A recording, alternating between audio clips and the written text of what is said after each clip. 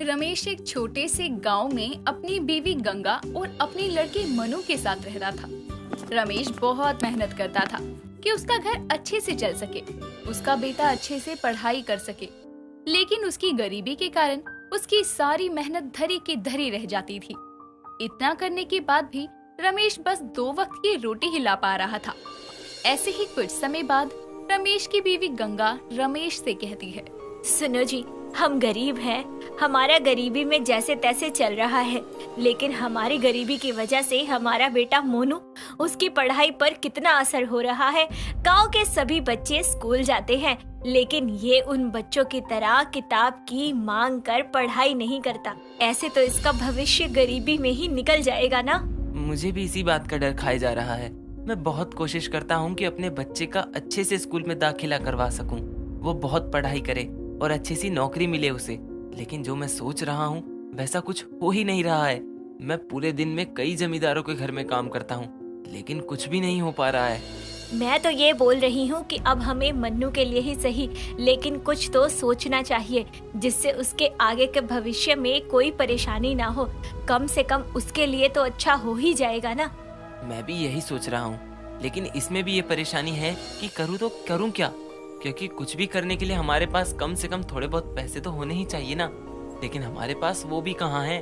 मैं ये कह रही थी कि हम गांव के किसी जमींदार से थोड़े पैसे उधार ले लेते हैं, या फिर इस बार उनके खेत पर काम कर लेते हैं।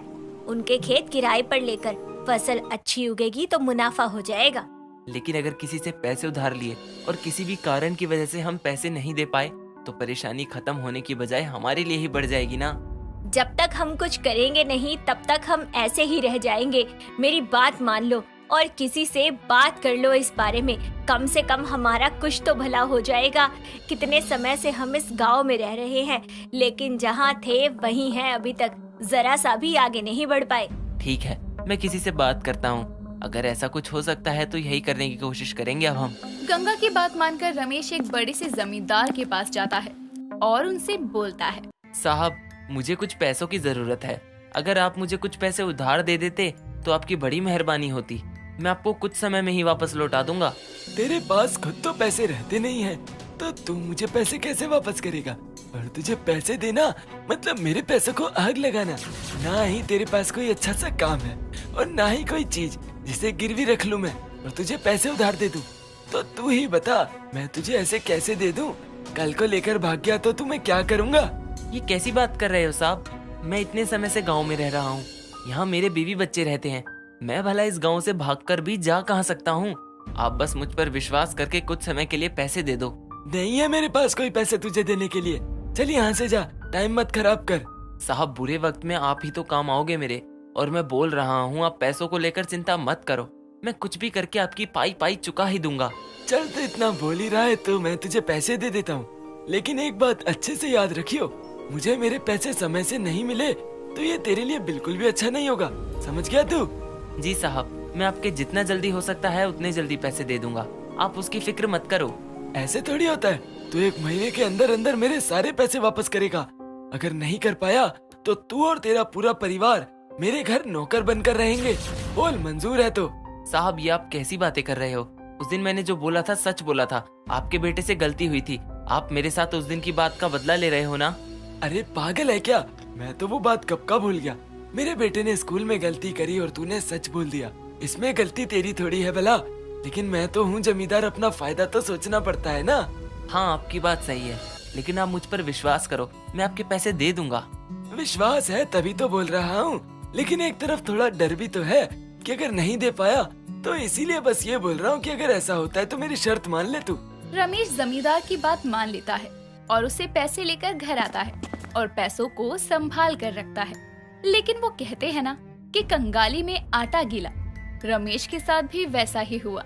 रमेश अपनी बीवी बच्चों के साथ सो रहा था कि तभी अचानक से उसके घर में आग लग जाती है और उन लोगों की नींद खुलती है तो वो लोग अपनी जान बचा लेते हैं, लेकिन अपने घर को आग में जलने से नहीं बचा पाते।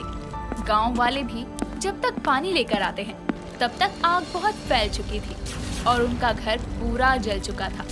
ये सब देखकर बेचारा रमेश रोते हुए अपनी बीवी गंगा से कहता है, ये क्या हुआ? पहले तो हम गरीब ही थे, पर हमारे सर पर छत थी, लेकिन अब तो छत भी नहीं है। भगवान हमारे साथ कौन सा खेल खेल रहा है। हमें जमींदार के पैसे भी वापस करने थे। पता नहीं क्या सोचकर भगवान ने हमारी किस्मत लिखी है। जब तक पैसे नहीं थे तब तक ऐसा कुछ नहीं हुआ, और आज जब उधार के पैसे घर आए तो पूरे घर में आग लग गई। आए अब हम क्या करेंगे? ना पैसा है ना घर है, ऊपर से गरीबी। हम तो सड़क पर आ गए। मुझे अब तो खुद नहीं पता कि क्या करेंगे। अब कैसे घर चलेगा, कुछ भी नहीं पता मुझे तो। इस बात की और चिंता हो रही है कि जमींदार को पैसे कैसे वापस करेंगे हम। यहाँ खाने को कुछ नहीं है तो पैसे भूल ही जाओ। मैं ये बोल रही थी, क्यों ना अब मैं भी आपके साथ कोई काम करने लगूं। 4 पैसे आप लाओगे, 2 पैसे मैं लाऊंगी।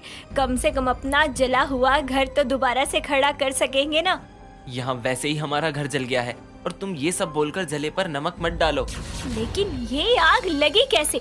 अचानक से घर में ऐसे आग कैसे लग सकती है? घर में पैसे आए ही थे कि ये आग लग गई। कहीं किसी ने जानबूझकर तो ये सब नहीं किया हमें परेशानी देने के लिए? किसी को क्या पता है कि पैसे मैं उधार लेकर आया हूँ। ये तो बस जमींदार को ही पता था ना, और जमींदार ऐसा करते ही क्यों अगर उन्हें उन पैसों में आग लगानी थी। तुम भी क्या बोल रही हो?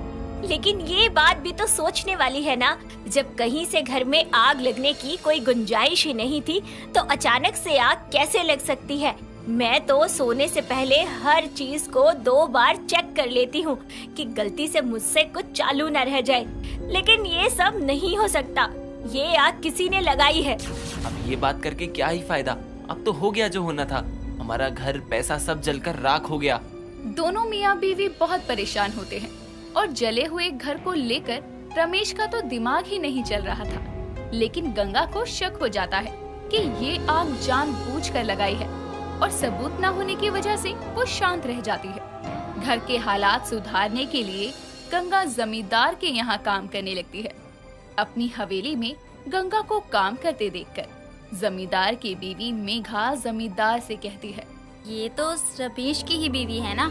आपने इसे अपने घर में क्यों रखा है?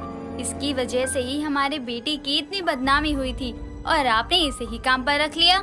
हाँ, इसी बात का तो बदला मैं ले रहा हूँ। मैंने पहले इसके पति को पैसे दिए और फिर इसके घर में आग लगा दी। अब ये तो क्या, इसका पूरा परिवार हमारे घर नौकर बनकर रहेगा, क्योंकि ये पैसे तो चुका नहीं पाएंगे। दोनों की बात गंगा सुन लेती है और उसी समय गांव के सरपंच को वहां बुलाती है। जमींदार के किए हुए का पता पूरे गांव को लगता है और सरपंच सबको बताते हुए ऐलान करते हैं, जमींदार की इस गलती को बिल्कुल भी माफ नहीं किया जाएगा और इस जमींदार को रमेश को हर्जाने के रूप में पैसे भी देने पड़ेंगे, और उसका घर जो जला दिया उसको भी पूरा ठीक करवाना होगा। अगर आगे कभी ऐसा कुछ होता है तो इस जमींदार को इस गांव से निकाला भी जा सकता है। सरपंच के इस फैसले से रमेश की गरीबी तो नहीं जाती, लेकिन उसका दुख कम हो जाता है और उसका जला हुआ घर भी ठीक हो जाता है। उसके बाद रमेश के साथ गंगा भी काम करने लगती है। दोनों खूब मेहनत करते हैं और अपना घर चलाते हैं।